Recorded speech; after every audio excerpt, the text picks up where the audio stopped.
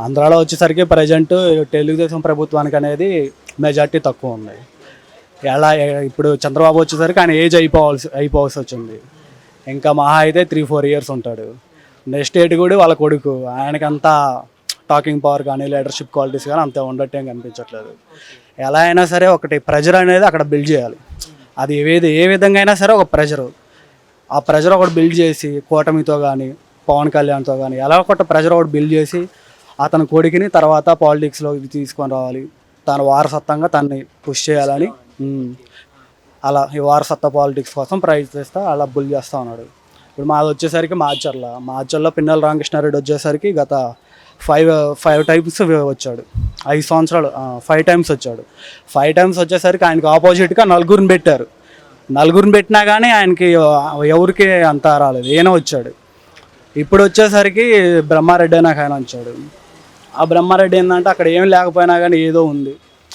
ఇంకా పల్నాడు అంటేనే ఏదో గొడవలు, ఫ్యాక్షను, ఏదో 1990లోది 1996లోది అలాంటి మొత్తం మళ్ళీ ఇప్పుడు కూడా ఈ జనరేషన్కి కూడా మళ్ళీ తీసుకొచ్చి మళ్ళీ చిన్న టీనేజ్ పిల్లల్ని మళ్ళీ అట్లాంటి వాళ్ళు మళ్ళీ యూజ్ చేసుకొని ఏం లేకపోయినా కానీ ఎక్కడ ప్రెజర్ పెట్టి మన ఎలక్షన్లప్పుడు కూడా గొడవలు చేసి అలా ఏదో డ్యామేజ్ చేసి ఏదో చేయాలి.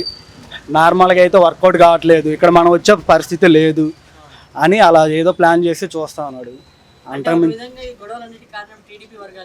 టీడీపీ వర్గాలు మరి టీడీపీ వర్గాలు ఇప్పుడు ప్రజెంట్ వాళ్ళకి లాజిక్ చూసుకుంటే ఇప్పుడు మా నియోజకవర్గంలో 5 సార్లు వచ్చాడు రామకృష్ణారెడ్డి. ఆయన వచ్చినప్పుడు అసలు ఒకసారి కూడా లేదు గొడవలు. మా నియోజకవర్గం అనే కాదు, మళ్ళీ పక్కన నర్సరాపేట నియోజకవర్గం ఉంది, అక్కడ వచ్చేసరికి గోపిరెడ్డి శ్రీనివాసరెడ్డి ఆయన వచ్చినప్పుడు ఆయనకు ఆపోజిట్గా ఎంతమంది ఉన్నా ఒకసారి కూడా లేదు. ఇప్పుడే ఎందుకు వస్తున్నాయి మరి గొడవలు? ఉందో ఇప్పుడు గొడవలు రావడానికి ప్రజెంట్ అదే కదా కారణం, అంతకు మించి ఇంకేముంటుంది.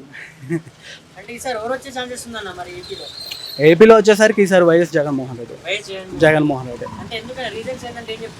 రీజన్స్ ఏంటంటే మెయిన్ ఏపీ అనేసరికి ఫార్మర్స్కి ఎక్కువ యూజ్ అయ్యేది ఏంటంటే రైతు భరోసా నుంచి ఎంతోమంది చాలామంది ఎన్నో బెనిఫిట్స్ వస్తూ ఉన్నాయి. ఇప్పుడు ఏదైనా రైతుకి ఏదైనా నీడ్ ఉందనుకో ఆ విలేజ్లోనే అక్కడనే దొరుకుతుంది, వేరే చోటకి వెళ్ళటం లేదు. వేరే చోటకి వెళ్ళి ట్రాన్స్పోర్ట్ ఛార్జెస్ మళ్ళీ అక్కడ ఎక్స్ట్రా పే చేయటాలు ఇవన్నీ లేవు అసలుకి. అక్కడనే గవర్నమెంట్ రైతు భరోసాకి వెళ్తున్నారు, ఆర్బీకేకి అక్కడనే ఏం కావాలో అక్కడ తీసేసుకుంటున్నారు. దాని నుంచి బెనిఫిట్ ఏంటంటే ట్రాన్స్పోర్ట్ ఖర్చు తగ్గుతుంది. అందులో సపోజ్ ఒక 1500 పడింది అనుకోండి ఏదైనా ఏరియా కానీ ఏదో కట్ట, అందులో ఒక 200 నార్మల్గా ట్రాన్స్పోర్ట్ ఖర్చు ఉంటుంది కదా, ఆ 200 సేవ్ అయినట్టే కదా. ఆ 200 ఏదైనా లేబర్ కానీ ఏదైనా ఒకటి ఉపయోగించుకుంటాడు, అలా బెనిఫిట్ కదా. ఇంకోటి వచ్చేసరికి నాడు నేడు ఉంది. నాడు నేడు వచ్చేసరికి డైలీ ఫుడ్ ఉంటుంది, స్కూల్ యూనిఫామ్ ఉంటుంది. నాడు నేడు తెలుగు మీడియం ఇప్పుడు ఏ జనరేషన్ చేంజ్ అవుతూ ఉంది కదా.